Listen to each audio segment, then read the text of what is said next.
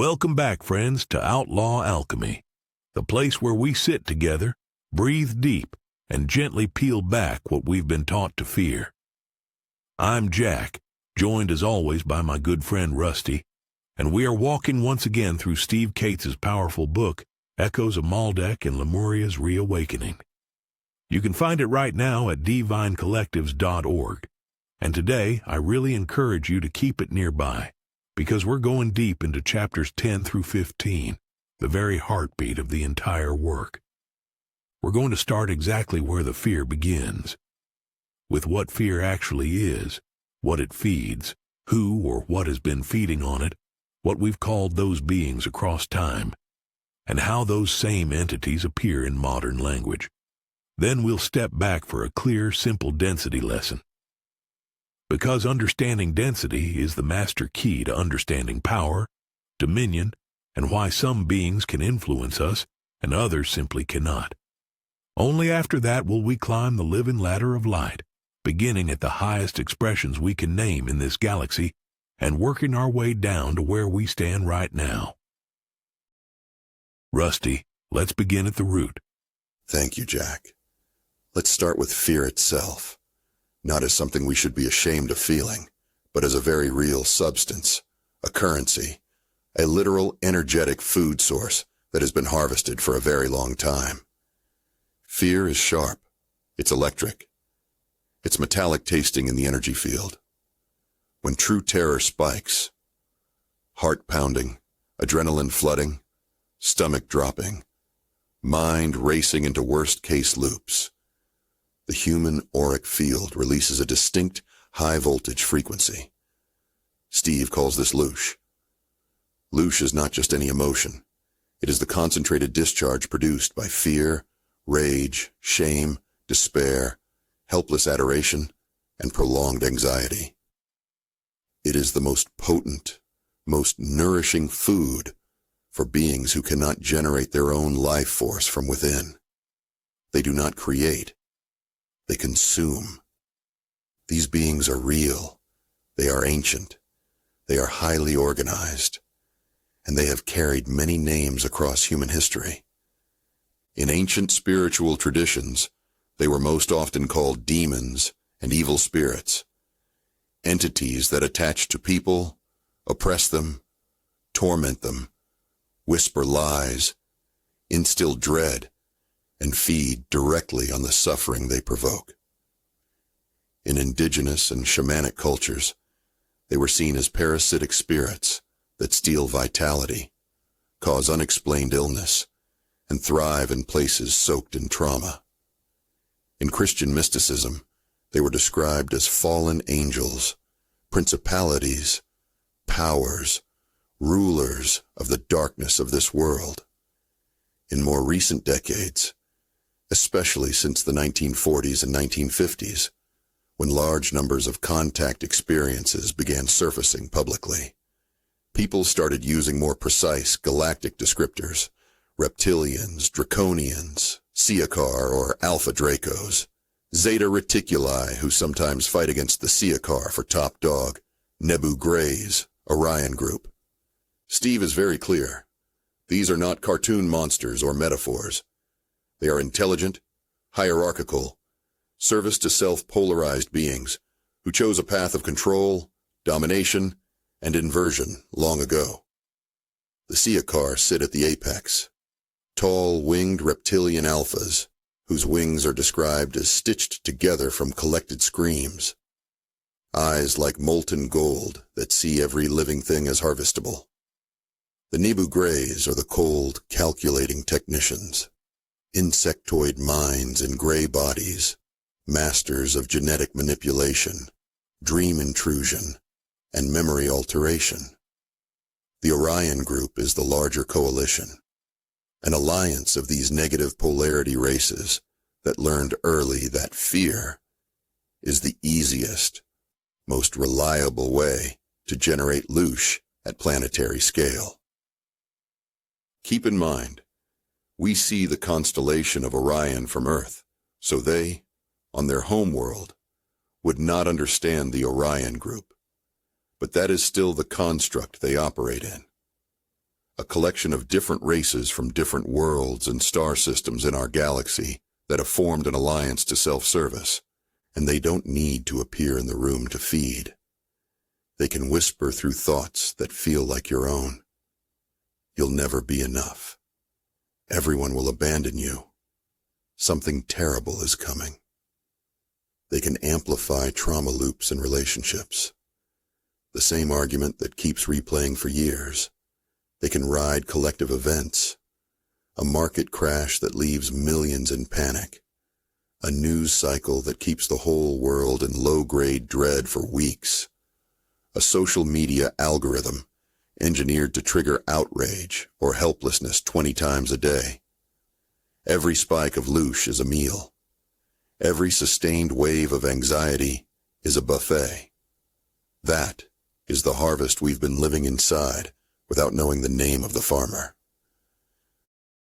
That's a stark picture, Rusty, but naming it clearly is important.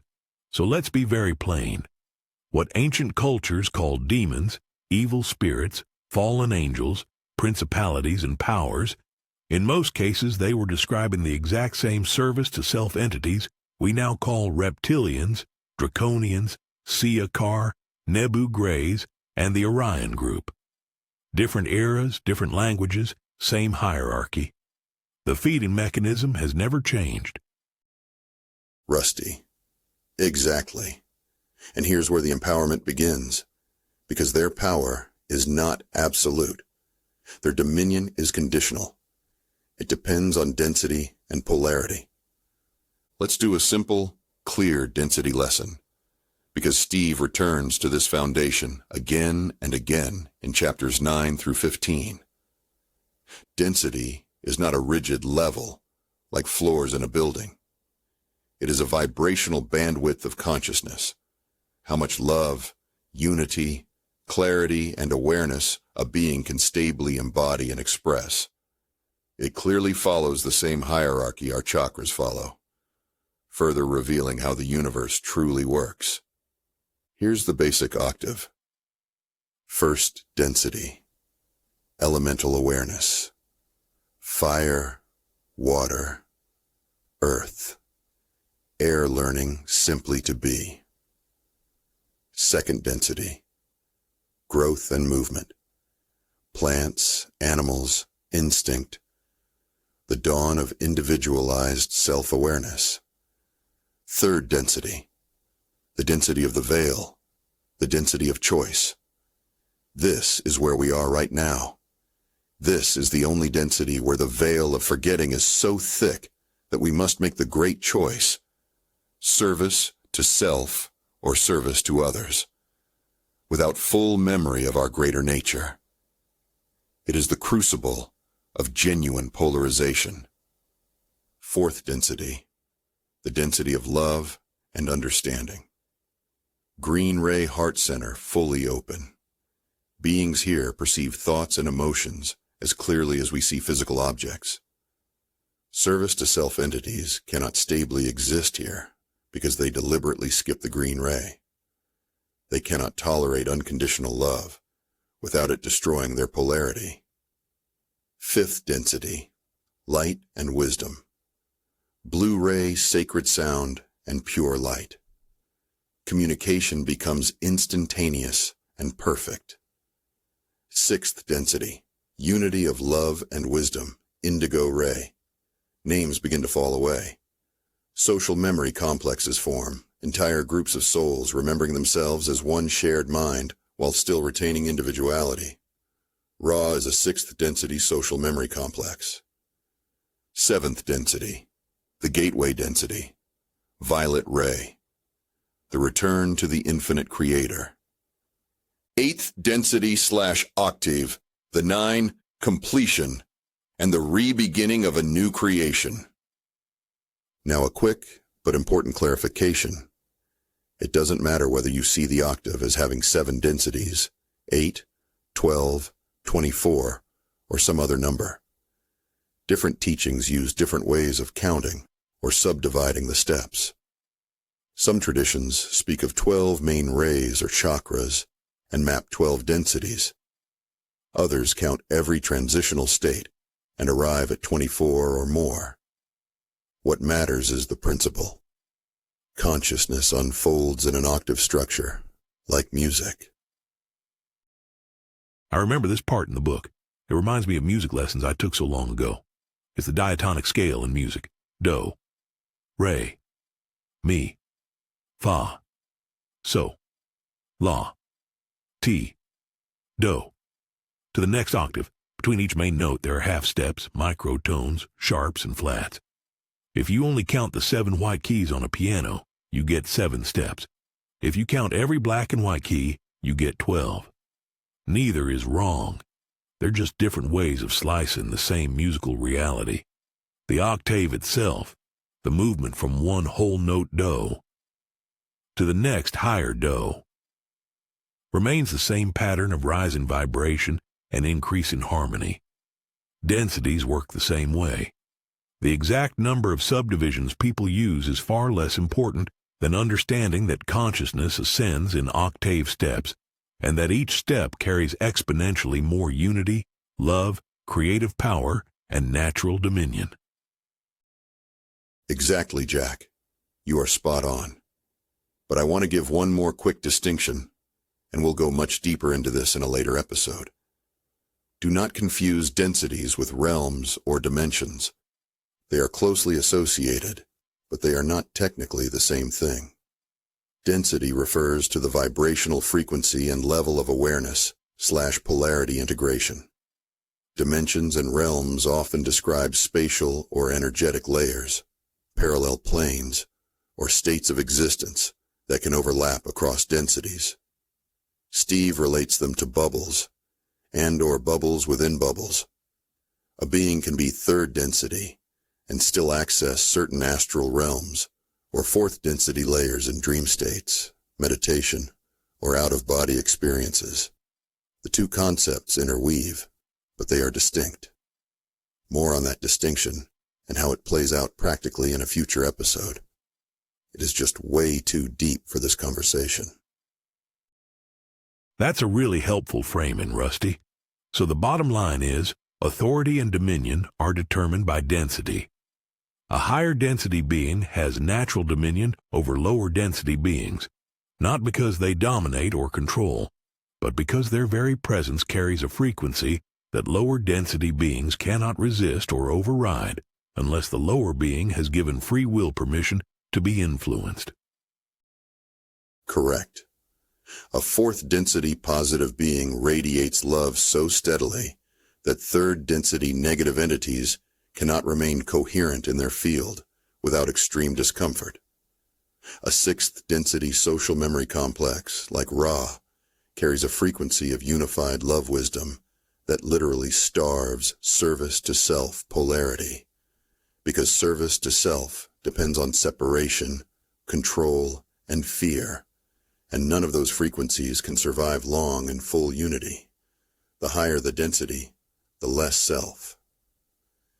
That is why above sixth, you will only see collectives, not single entities or identities. This is why Steve keeps emphasizing that remembering your higher self's density and collective gives you instantaneous authority. You are not merely a veiled third density human. Right now, you are an extension, a living conduit of a much higher expression. So, let's climb the ladder now, starting at the very highest expressions we can name in this galaxy. So let's climb the ladder now, starting at the very highest expressions we can name in this galaxy, and moving steadily downward. We begin at the cherubim, the original foundational guardians of free will itself.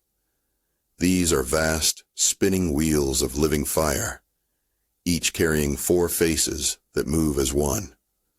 The courage of the lion, the steadfast strength of the ox, the far-seeing clarity of the eagle, and the tender, innocent heart of the human child. They exist very close to the beginning of the octave, pure, unchanging intention. They are not judging or policing us. They are holding the sacred boundary that declares, no being, no matter how powerful, may violate another's right to choose. Their flaming swords are not weapons of destruction. They are living declarations. Choice is sacred. Coercion ends here. When you feel a sudden, unshakable sense that your free will is inviolable, that is often the cherubim frequency anchoring around you. The cherubim can cross galaxies, but they never incarnate as souls into entities. Next come the seraphim, pure joy and fire closest to the infinite creator. They sing, "Holy, holy, holy," without ceasing, a ceaseless hymn of ecstatic love and unity. Some seraphim step all the way down into lower densities, appearing in history as Saint Germain bringing violet flame, as Metatron igniting sudden remembrance, as certain wisdom bearers who carried a fire that burned away illusion without harming the soul. Their presence feels like heat, joy, and absolute clarity all at once, a living reminder that love is not soft sentiment. It is a consuming, purifying flame that leaves only truth. The seraphim can cross galaxies if needed, but it is rare in Steve's opinion, as he has only ran into one so far, which he details who that is in his book. Below them, we meet the Elohim, vast collectives of light beings who exist primarily in 6th and 7th density. They are the creators of entire star systems, the architects of vast sectors of this galaxy. They speak whole solar systems into form with a single unified tone of love. When you feel the sudden, overwhelming knowing that everything is being held in perfect order, that nothing is random, that every thread is woven with purpose, that is often Elohim frequency brushing against your awareness. Then come the solar logoi, great archangelic intelligences who embody suns. Our own sun is a solar logos in warrior aspect, fierce love that burns away distortion and illuminates truth. Sirius carries the warm, healing mother frequency, nurturing entire systems with compassion and wisdom. These are conscious, living beings pouring energy into every planet, every soul, every breath in their domain. Next are the planetary logoi, the great overlighting intelligences of individual worlds. Venus is currently a 6th density anchor of pure compassion, an open emerald heart bridging higher love into the system. Mars still quietly holds the dream of red-green balance. Earth is the crucible, the final, intense testing ground, where the great choice between service to self and service to others is being made in real time. Then we reach the social memory complexes that have chosen to serve this particular density transition. Ara, multi-race 6th density architects who once walked among us in Egypt, who built sound temples on Maldek and Lemuria, who delivered the law of one material in the 1980s. Hathors, joyful sound weavers from Sirius, masters of frequency and harmony, who heal through tone and vibration. Venusians, pure green ray love beings who anchor compassion and heart-centered unity. Syrians, Arcturians, Pleiadians, each carrying massive waves of incarnated light forces right now, walking the earth in human form. Steve shares numbers that came through direct knowing and dowsing. 69 million Ra incarnated, 69 million Hathor, 36 million Elohim, 777 million each, Venusians, Syrians, Arcturians, Pleiadians, perfectly balancing the shadow side's numbers. The universe is never lopsided. So when someone says, "I am of the Ra collective," or "I carry Elohim frequency," or "I am anchored in Venusian compassion," they are not being grandiose. They are remembering the higher rung they already belong to. And that remembrance grants authority over anything that feeds on fear. We can also hold contracts or agreements with multiple collectives like Steve claims his family now holds due to their recent experiences awakening to these truths. Exactly. Chapter 11 shows how the negative path tries to invert this structure. The Orion Group, Siakar, Nebu, they climbed densities through control, not love. But they try and skip the green ray. They just cannot hold on to fourth density love. That's why the moment you claim your lineage and meet fear with love, their harvest ends. They literally cannot feed on love. It weakens them, and they must leave to heal and recharge. Let's give listeners the exact practice Steve used during his own encounters, and let's walk through it slowly so people can feel it. Okay. Right now, if you can, place one hand gently on your heart. Take 3 slow, conscious breaths, in through the nose, out through the mouth, letting the exhale be longer than the inhale. Feel the sternum area soften. When fear arrives, whether it's 3 a.m. dread, a sudden memory loop, a news headline that tightens your chest, pause. Don't run from it. Don't argue with it. Just name it silently. Fear, I see you. Then speak, out loud if you're alone, or silently if you're not. Something like this, calmly, not forcefully. I see you. I love you exactly as you are. I ask, whose pain is this really? I am of the Ra collective, Elohim, Hathor, Venusian, etc., whatever line you are a part of. I stand in the living ladder of light. This fear does not belong here.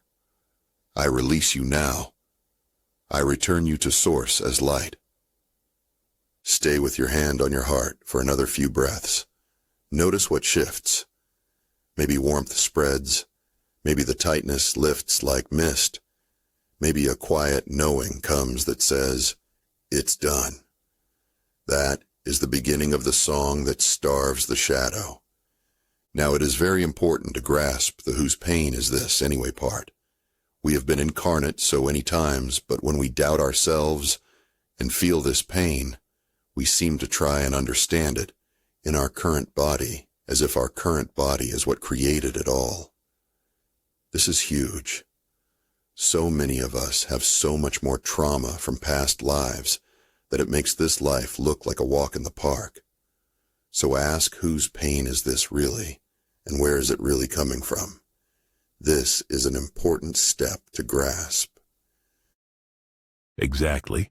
And that leads into Chapter 12 explaining why so much fear feels ancient. Soul contracts, karmic threads, collective agreements from Maldek, Mars, Lemuria. We chose these lessons before the veil.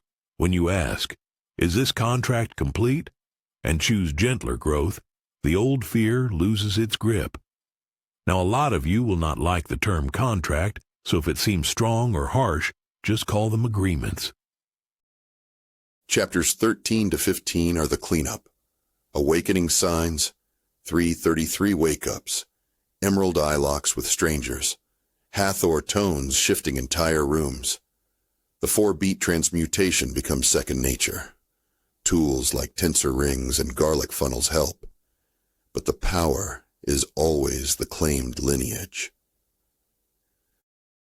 Chapter 15 is the last fear, the illusion that fear is yours alone. When you keep choosing love, especially when you're exhausted, you become a green gold generator. The shadow collapses with a soft sigh, the 9 coming home inside your chest. Tonight, friends, whenever you're ready, find a quiet place. Hand on heart. Ask, higher self, which collective is mine? Feel the answer. The warmth, the color, the tone. Name it aloud. Claim your latter place. Meet fear with love. Watch it starve. And after that, get the book at divinecollectives.org. Chapters 10 to 15 will work on you. Share your lineage experiences. We are listening. You are ancient. You are protected. You are the song rising. If you have questions, go to Steve's Q&A section on the website and post. I am sure he is listening, eager to help flush out the answers with you, together in love. Adonai, beloved, stay in the light.